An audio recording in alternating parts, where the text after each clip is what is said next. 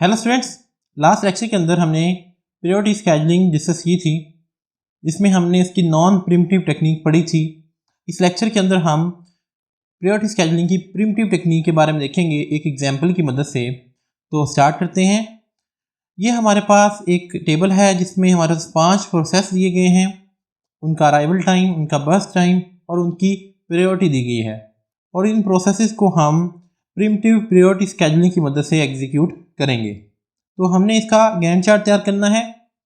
तो सबसे पहले हमारे पास स्टार्ट टाइम है 0, ठीक है। तो 0 पे हमारे पास कौन सा प्रोसेस आ रहा है, कोई और प्रोसेस नहीं आ रहा 0 पे, तो इसलिए इसके ऊपर प्रोसेस 1 आ रहा है, तो हम उस प्रोसेस 1 को एग्जीक्यूट करना स्टार्ट कर देंगे। अब अगर आप देखें प्रोसेस 1 जो है वो सिर्फ 2 यूनिट टाइम चला था, तो हमारे पास 2 के ऊपर एक नया प्रोसेस आ चुका है और वो है प्रोसेस 2। अब हमें क्या करना है, हमें चेक करना है कि जो नया प्रोसेस आया है उसकी जो प्रायोरिटी है वो पुराने प्रोसेस से कम है या ज़्यादा है। तो प्रोसेस 2 की प्रायोरिटी है 1, यानी नंबर 1 प्रायोरिटी है इसकी, और प्रोसेस 1 की प्रायोरिटी थी 3, यानी कि जो नया प्रोसेस आया है उसकी प्रायोरिटी ज़्यादा है और पुराने प्रोसेस की प्रायोरिटी कम है। तो जब ऐसी सिचुएशन आती है और हम प्रिमिटिव के साथ काम कर रहे हों, तो हम क्या करते हैं, अपने इस प्रोसेस को हम स्टॉप कर देते हैं और जो नया प्रोसेस आया है उसको एग्जीक्यूट करना हम स्टार्ट कर देंगे। तो अब हम प्रोसेस 2 को एग्जीक्यूट करना स्टार्ट कर देंगे। अब प्रोसेस 2 का बस टाइम था 1, यानी कि ये सिर्फ 2 जो है वो 1 यूनिट टाइम चलेगा, 3 तक चलेगा, और ये तो प्रोसेस 2 तो हो गया ख़त्म हमारे पास यहीं पे। तो अब हमारे पास 3 के ऊपर सिर्फ और सिर्फ प्रोसेस 1 बचता है, क्योंकि प्रोसेस 2 ख़त्म हो चुका है। प्रोसेस 1 हमारे पास पहले से मौजूद है और प्रोसेस जो 3 है उसने आना है 4 के ऊपर। तो अभी हम सिर्फ प्रोसेस 1 को ही एग्जीक्यूट कर सकते हैं, तो हम दोबारा से प्रोसेस 1 को स्टार्ट कर देंगे। अब प्रोसेस 1 जो है वो 1 यूनिट टाइम चला, यानी कि 4 तक चला, तो हमारे पास 4 के ऊपर एक नया प्रोसेस आ गया, प्रोसेस 3। अब हम चेक करेंगे प्रोसेस 3 की प्रायोरिटी क्या है। प्रोसेस 3 की प्रायोरिटी है 2, जबकि प्रोसेस 1 जो हम चला रहे हैं उसकी प्रायोरिटी है 3, यानी कि अगेन हमारे पास एक हाई प्रायोरिटी वाला प्रोसेस आ चुका है। तो हम प्रोसेस 1 को यहाँ पे छोड़ देंगे और प्रोसेस 3 को स्टार्ट कर देंगे। अब प्रोसेस 3 का बस टाइम है 2 यूनिट टाइम, तो ये 2 जो है ये कंप्लीट चल जाएगा, यानी 4 से 6 तक हमारा प्रोसेस 3 चलेगा।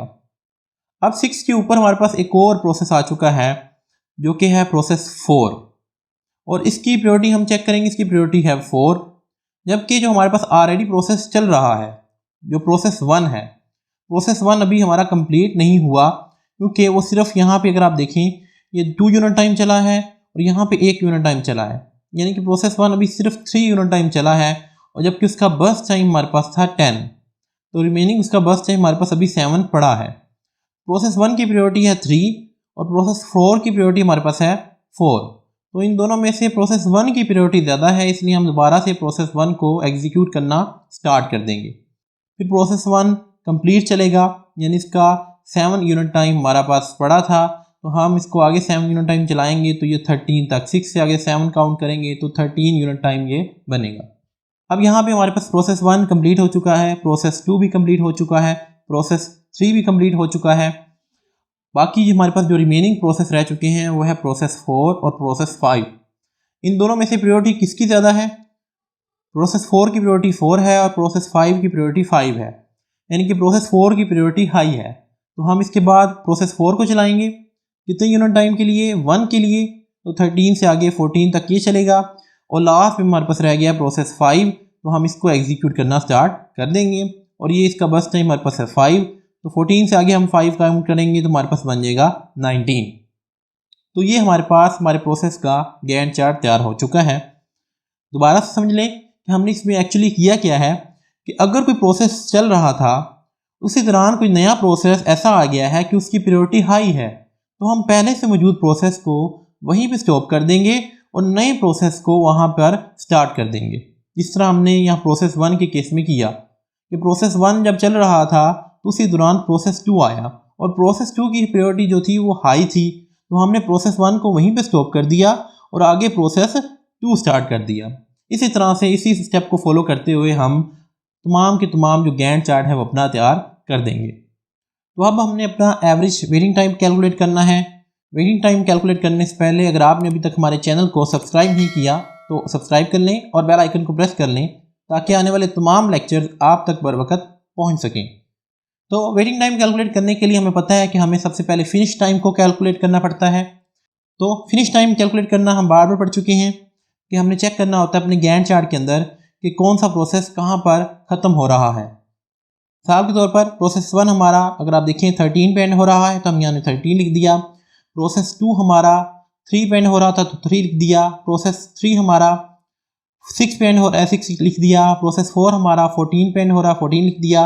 प्रोसेस 5 हमारा 19 पे एंड हो रहा है तो हमने 19 लिख दिया। फिर हमने वेटिंग टाइम कैलकुलेट करना है। उसके लिए हमें पता है formula, waiting time is equal to finish time minus burst time minus arrival time. One by one करके तमाम प्रोसेस की वैल्यूज़ यहाँ पर हम पुट करेंगे और उनका वेटिंग टाइम कैलकुलेट कर लेंगे। प्रोसेस 1 के बारे में स्टार्ट करते हैं कि प्रोसेस 1 का फिनिश टाइम है 13, बर्स्ट टाइम है 10 और अराइवल टाइम था उसका 0। इसको कैलकुलेट किया तो हमारे पास आंसर आया 3। फिर प्रोसेस 2 का फिनिश टाइम हमारे पास है 3, बर्स्ट टाइम है 1, अराइवल टाइम भी हमारे पास है 2, तो इसको कैलकुलेट करेंगे हमारे पास आंसर आएगा 0। इसी तरह से हमने प्रोसेस 3 का जो फिनिश टाइम है वो है 6, बर्स्ट टाइम हमारे पास है उसका 2, अराइवल टाइम हमारे पास है उसका 4। इसको हमने कैलकुलेट किया, इसका भी आंसर हमारे पास आया 0। नेक्स्ट हमारे पास प्रोसेस 4 है। प्रोसेस 4 का फिनिश टाइम हमारे पास है 14, बर्स्ट टाइम इसका है 1 और अराइवल टाइम इसका था 6। तो इसको कैलकुलेट किया हमने, हमारे पास आंसर आया 7। इस तरह से प्रोसेस 5 का फिनिश टाइम हमारे पास है 19, बर्स्ट टाइम हमारे पास है 5 और अराइवल टाइम हमारे पास है 8। इसको हम कैलकुलेट करेंगे तो हमारे पास आंसर आएगा 6। अब हमने एवरेज वेटिंग टाइम कैलकुलेट करना है। तो एवरेज वेटिंग टाइम का फार्मूला हमें पता है कि हमने तमाम वेटिंग टाइम्स का आपस में प्लस करना है और डिवाइडेड बाय हमने टोटल नंबर ऑफ प्रोसेसेस करने हैं। तो हमने कर दिया 3 + 0 + 0 + 7 + 6 डिवाइडेड बाय 5। इसका जब हम कैलकुलेट करेंगे हमारे पास आंसर आएगा 3.2, यानी कि हर प्रोसेस को 3.2 यूनिट टाइम वेट करना पड़ा, जिससे हम अपने एल्गोरिथम की जो परफॉर्मेंस है वो मेजर कर सकते हैं। आई होप आपको क्लियर हो गया होगा कि प्रिमिटिव प्रायोरिटी स्केड्यूलिंग के अंदर हम अपनी प्रोसेसेस को किस तरह से स्केड्यूल करते हैं। आज के लिए इतना ही, मिलते हैं नेक्स्ट लेक्चर के अंदर। Thank you very much.